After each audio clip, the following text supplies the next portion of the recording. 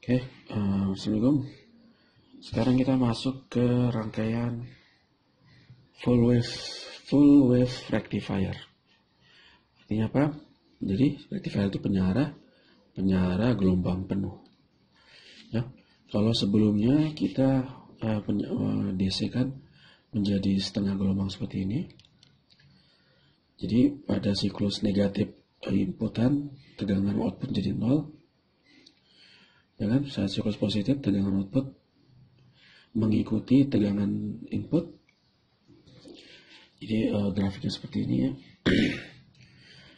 Sampai pada tegangan tertentu maka Vout akan sejajar dengan Vin, bukan mengikuti. Jadi kemiringannya satu. Nah itu kalau half.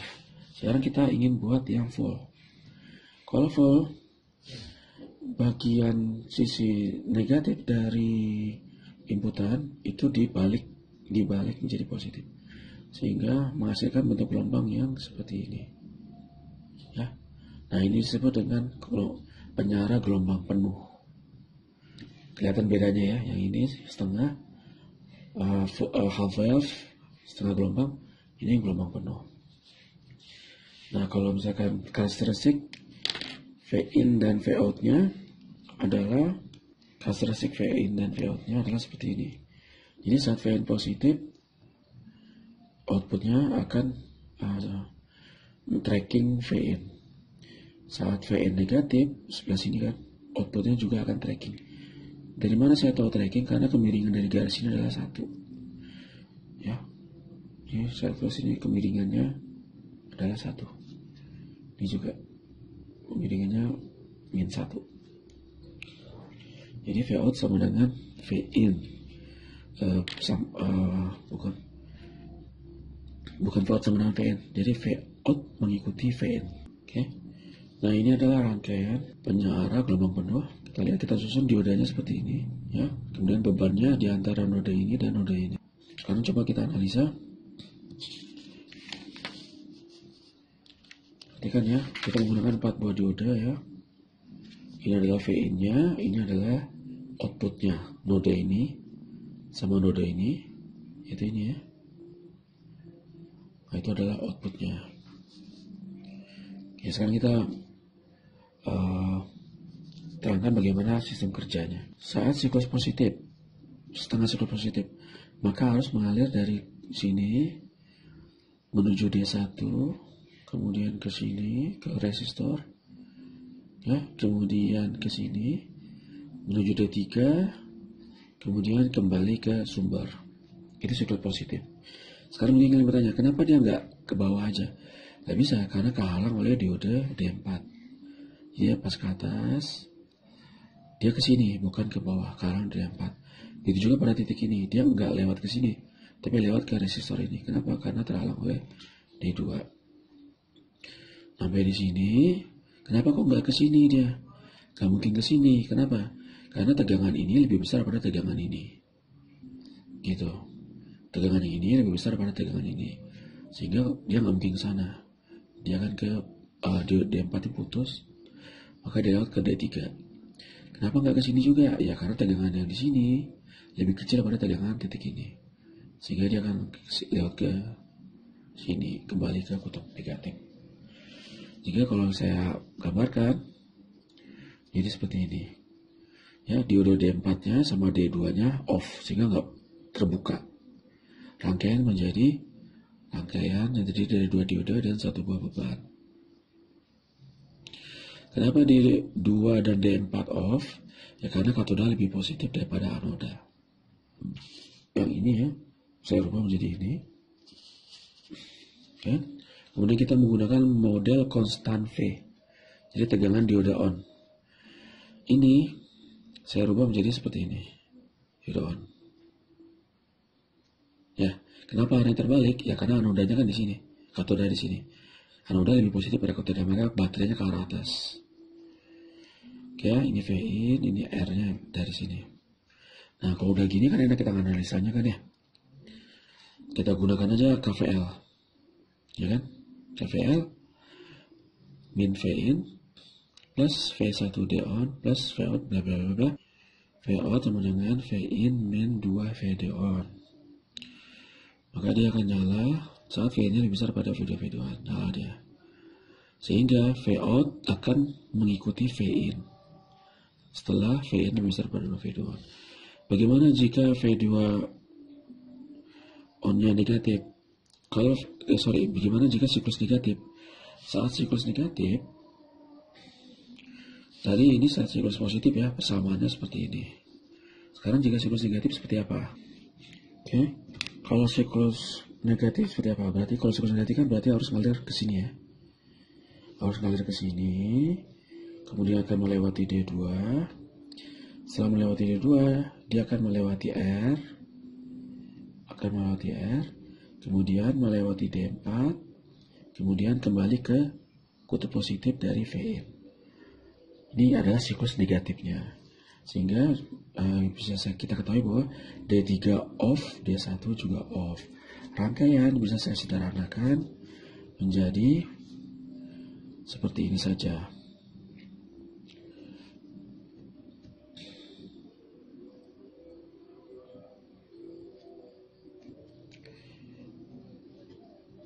Nah ini adalah D4, ini adalah D2. Ingat ya, ini siklus negatif dari Vn. Oke. Seperti ini. Ya, lihat D1 sama D2 nya enggak kita tampilkan. D3 enggak kita tampilkan ya. D1 dan D3. Ya, D1 dan 3 yang enggak kita tampilkan. Karena D1 dan 3 itu di bias reverse, sehingga dia off. Nah, ini kan persamaannya sama seperti yang tadi ya. Kalau kita buat KVL-nya ya. KVL-nya gimana nih? Ini kita rubah dulu ya. Menjadi ya, katodanya di atas, anoda di bawah. Berarti baterainya seperti ini. Nah, ini adalah VD2 on. Ini VD4 on. Ya. Ini adalah Vin, ini adalah R. Kita buat KVL-nya ya. Ini negatif di atas ya. Maka persamaannya jadi seperti apa? Ketemu min ya. Min Vin sama dengan plus bukan min, ketemu min VD4 on, oke. Ini R nya kan buat begini ya.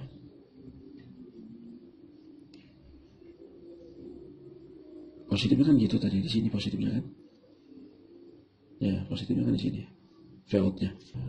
Ini adalah Vout ya.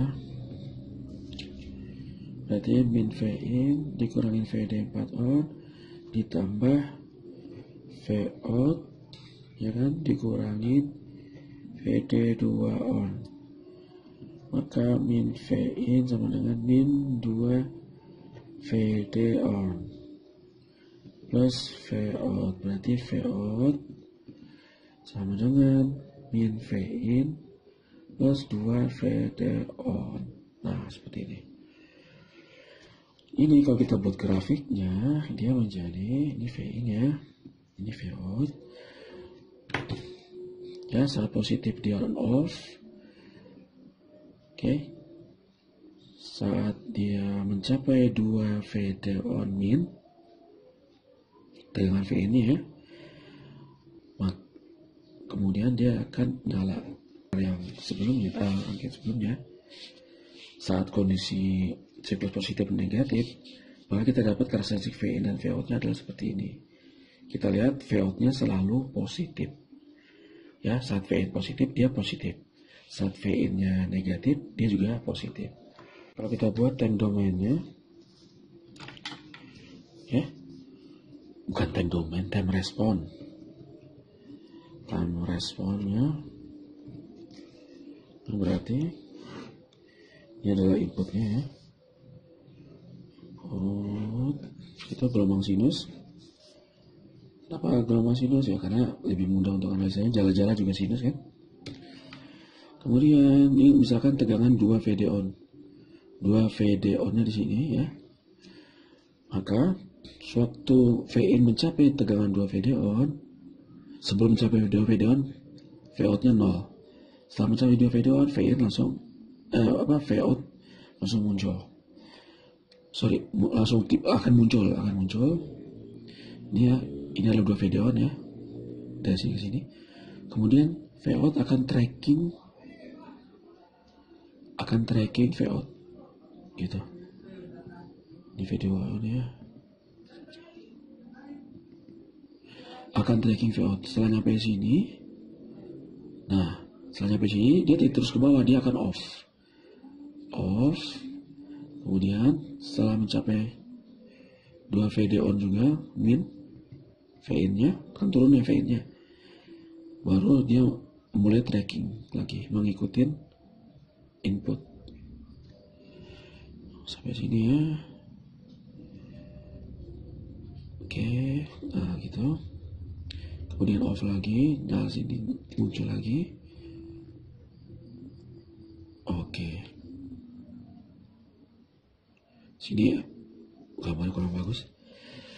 Nah, jadi selalu jarak ini ke sini itu adalah Vin dikurangin 2 VD on. Selalu ini juga ya, jarak ini ke sini, bukan jarak selisih. Ini ke sini juga selalu 2 VD on totalnya, mutlaknya. Jadi kalau rectifier kelebihannya full rectifier ya, yang ini akan dibalik ke sisi positifnya, sehingga dia menjadi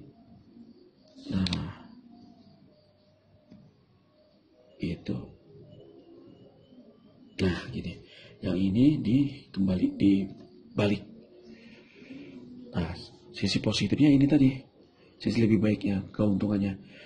Tidak ada semua siklus negatif dibalik menjadi positif. Cuman kelemahannya terdapat selisih 2 VD on dengan Vin gitu. Kalau yang sebelumnya yang half rectifier, nah ini half ya contohnya, yang sisi siklus negatif dari input tidak dibalik, tapi dia menjadi 0. Selisihnya, keuntungannya selisih antara Vin dan Vout adalah hanya VD on saja, satu VD on. Sedangkan kembali lagi kalau full rectifier, siklus negatifnya kemudian kelemahannya adalah terdapat selisih 2 VD on dengan input. Selisih antara VD on dan Vout. Oke, kalau kita perhatikan ya, masih terdapat gunung dan lembah kan. Nah ini sebenarnya udah DC, cuma bukan DC konstan, ripple-nya masih besar sekali. Oleh karenanya, kalau output kita kasih kapasitor, misalkan seperti ini nih, ya sama seperti tadi ya, kita kasih kapasitor, maka dia tidak akan muncul lembah lagi. Kalau kita kasih kapasitor ya, maka ini akan lurus, gitu. Dari sini lurus, ya tidak akan ada gunung lembah, tapi setelah naik kemudian lurus. Setelah kalau kita kapasitor, kenapa?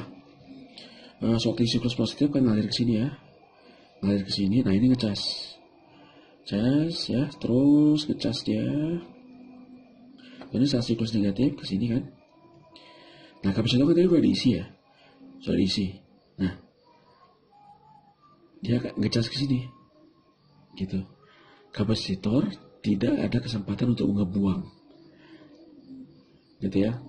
Dia selalu saat negatif pun dia selalu kena cas. Kapasitor saat siklus negatif pun selalu kena cas. Saat Vin-nya turun ya ini ya, kapasitor nggak sempat ngebuang karena D ini keputus dan D ini keputus. Sehingga kalau kita ambil Vout-nya di sini, ya ini Vout ya, positif Vout, kapasitor akan tegangan pada Vout-nya kan konstan. Oke, kita lihat ya. Ini tegangannya jadi konstan ya. Kenapa? Karena kapasitor nggak bisa ngebuang. Gitu. Saat tegangan ini turun, kapasitor nggak bisa ngebuang. Ngecas, saat ini turun juga. Saat ini naik ya. Kapasitor nggak bisa ngebuang. Saat ini naik juga kapasitor nggak bisa ngebuang. Sehingga tegangannya jadi konstan. Tapi apa yang terjadi jika kapasitor di paralel dengan beban? Anggaplah bebannya R1. Maka bentuk lubangnya akan menjadi seperti ini. Sewaktu lebih daripada 2 VD on ya, 2 VD on, maka Vout muncul, kapasitor mulai terisi, tracking, selalu udah penuh, ya. Kan ini turun ya, Vin-nya turun, Vin turun, ya, tegangan Vin di sini turun, maka kapasitor itu ngebuang ke R1. Ya, saat Vin-nya turun ya, maka kapasitor diode ini mati gitu. Kenapa? Karena tegangan kapasitor lebih besar daripada Vin min VD on. Daripada ini dan tegangan ini, 2 VD on tadi kan. Jarak ini. Maka kapasitor ini mati. Ya, dan itu semuanya mati ya. Kapasitor hanya bisa ngebuang ke R1. Jadi rangkaian terdiri dari EC dan R1 saja. Sama seperti yang sebelumnya, yaitu rangkaian order pertama. Ya. Di sini kita lihat gambar kapasitor ngebuang. Oke. Nah, setelah sampai di sini, titik sini, di mana siklus negatif dari Vn ya, kanalnya ke sini. Sampai tegangannya lebih besar daripada tegangan jatuh pada kapasitor. Ya, kita nggak tahu, tergantung dari konstanta waktunya. Selama misalkan C1 lebih kecil, misalkan di sini ya, Vn-nya sini. Kita lihat di sini kan jelas Vn lebih kecil pada tegangan kapasitor. Di sini ya. Maka kapasitor akan terus ngebuang. Kenapa ya? Karena diodenya mati, diode ini mati, semuanya mati. Tapi setelah Vn-nya lebih besar daripada tegangan kapasitor, ini pada siklus negatif ya, maka kapasitor mulai tersisi. Berarti gini arahnya, sini ya. Nah, sekarang ini dari arus dari sini masuk ke sini ke C, kapasitor mulai tercas sehingga tegangannya naik sampai maksimum. Setelah kapasitornya sampai maksimum ya, kemudian dia Vn-nya turun lagi, Vn turun ya dari siklus Vn negatif ini. Maka apa? Maka tegangan kapasitor lebih besar pada tegangan ini. Ya kan? Tegangan kapasitor sini lebih besar pada tegangan ini. Sehingga ini mati. Ini mati, kapasitor bisanya hanya ngebuang ke R1 lagi. Sehingga turun lagi tegangan Vout. Ya, karena kapasitor ngebuang muatan ke R1. Nah, selama tegangan nih sampai di sini ya, kemudian Vin-nya naik lagi nih. Naik selama dia masih lebih kecil ya, Vin-nya lebih, Vin min V2 on-nya lebih kecil pada V kapasitor, Vin min V2 VD on ya, kapasitor akan terus terbuang sampai di titik ini ya. Ini berarti apa? Pada titik ini Vin lebih besar daripada 2 VD on dan tegangan kapasitor, maka dia mulai ngecas lagi. Terus begitu seterusnya. Nah, pada rangkaian full rectifier masih terdapat ripple, tapi ripple-nya jauh lebih kecil daripada saat half rectifier. Awalnya ya, tanpa R, tegangan Vout lurus, tidak berripple, konstan. Namun setelah adanya beban R, terjadi decay, akibatnya kapasitor discharge. Namun tidak selama discharge-nya tidak selama rangkaian HWR. HWR itu half wave rectifier. Hanya setelah periode kapasitor sudah on. Jadi bisa dikatakan setengah periode kapasitor sudah on. Kemudian charge lagi. Ya. Jadi pada HWR decay terjadi satu periode input. Kalau pada full rectifier hanya setengah periode input. gitu, decay-nya. Decay itu distortion-nya.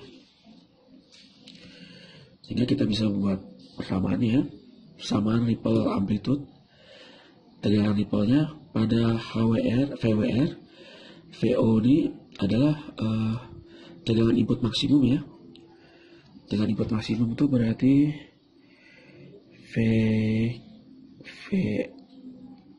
VM gitu ya, dikali akar 2. Misalkan gelombang inputnya ya, VNT sama dengan VM sin omega T ya. Maka VO-nya itu adalah ini. Karena puncaknya harus dikali akar 2. Ya. Nah, kita lihat di sini. Kita ada dua dari sini ya. Ripple VWR full rectifier kurang dari setengah HWR. Jadi kurang dari setengahnya. Jadi dia lebih bagus ripple-nya, karena ripple itu semakin kecil semakin bagus, makin besar semakin jelek. Sehingga kalau VWR lebih stabil, DC kalau VWR DC-nya lebih stabil.